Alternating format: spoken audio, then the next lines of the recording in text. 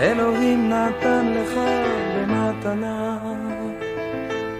דבר גדול, דבר נפלא. אני אוהבת את סבא שהוא מפנק אותי וללכת אליו לשבת. אני אוהבת בסבא שהוא מפנק. את הסיפורי מושיקה שלו. אני אוהבת בסבא את היחס שהוא נותן לסבתא ושהוא מפנק אותה. אני הכי אוהבת בסבא שהוא מפנק אותנו בזם זם. הדבר שאני הכי אוהב בך זה שאתה יודע להיות הכל, אתה אוהב, אתה מפנק, גם להיות רציני שצריך, שר בית כנסת, אתה טוב עם הנכדים, אם זה מהגדולים, אם זה מהקטנים, אוהב אותך המון, מזל טוב. נתן לך שדות ירוקים, פרחים ועצים מלבלבים. סבא בחיים לא יוותר על הכולל שלו. על הגלידה בשבת. על ללמוד תורה. על פולט. על הסרטונים שלנו.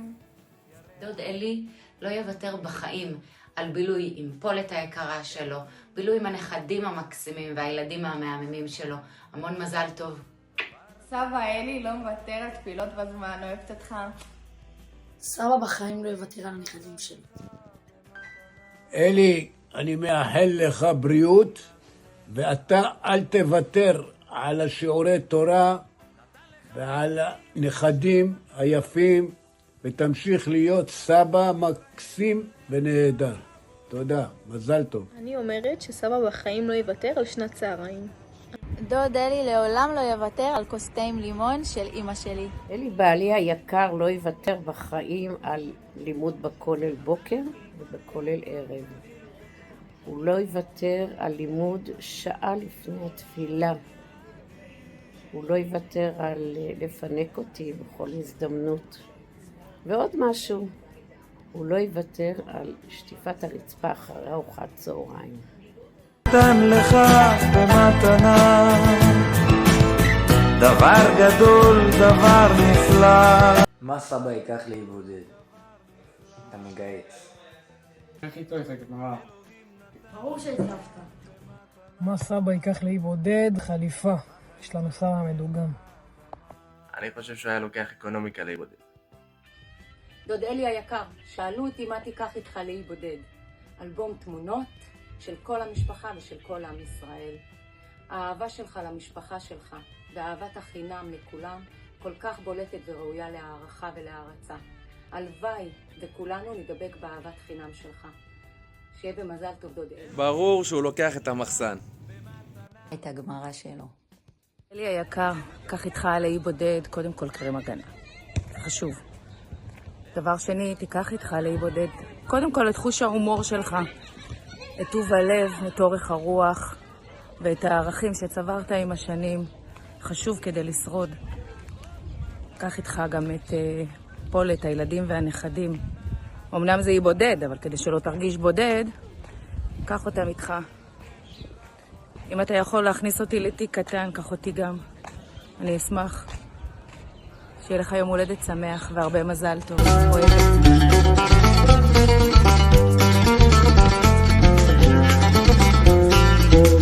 איזה תכונה אני אוהב באבא? את החריצות שלו. התכונה הכי בולטת זה שהוא איש תורה.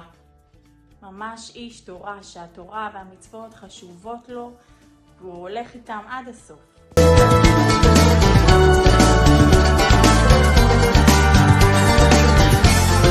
הייתי בכיתה י"ב, אז עבדתי בגינון אצל מישהו בבית. אז הוא אומר, תגיד לי מה של המשפחה שלך. אמרתי לו, שמעון לוי. לא, אתה לא הבן של אלי לוי. אמרתי לו, כן, אני הבן של אלי לוי. אתה לא הבן של אלי לוי מקמאן. אני הבן של אלי לוי מקמאן. אתה לא הבן של אלי לוי מקמאן, זה שפתח פה עכשיו כולל. אמרתי לו, כן, אני כן. אז איך הוא כזה קטן, אתה כזה גדול. לא אשכח אותך, לא אשכח אותך, לעולם הנה דרכך. ליום הולדת טוב. הצלחה בכל. מה? שלווה. לב שמח ונחת מכל הצאצאים. אבא אלי, שתזכה לראות המשיח. הרבה שמחת חיים. בריאות. אריכות ימים. יהיה הרבה אורחים במסיבה. העליתי לך. שיעזור לאנשים מזל טוב. אלי חמיה יקר, מזל טוב בהגיעך ל-70 שנה. בת השם שתזכה עד 120 בבריאות, שמחה, גמישה וטהרה. למדתי ממך המון, באמת, אתה אדם מדהים, אוהב תורה, אוהב תלמידי חכמים, אוהב את המשפחה, אוהב את כולם, איש חסד גדול, מאיר את השחר, ובאמת, הלימוד תורה שלך כל בוקר לפני התפילה, תדע לך, תשפיע עליי רבות. מזל טוב, לבד ממך הרבה. אוהב אותך. יום הולדתך, אני מאחלת לך שהשם יברך אותך בכל טוב שבעולם, שישלח לך רפואה שלמה, בריאות איתנה,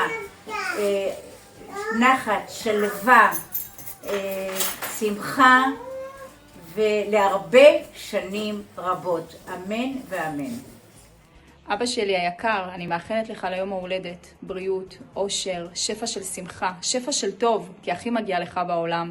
תמשיך להיות אבא וסבא, כל כך מיוחד, אוהב, משקיע, אכפתי, ואני מאחלת לך את כל הברכות שיש בעולם, שתזכה לראות ולשמוח בכל שמחת הנכדים והנינים בעזרת השם.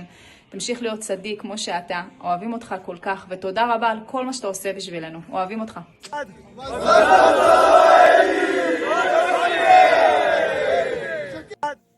שיהיה לו הרבה בריאות, הרבה בריאות וספה. אור כזה שנשאר לו כבד כשנושבת הרוח, כשלוחץ וקשה, מתנצל מתרצה ויצחק אם תבכה, יישאר אם תרצה.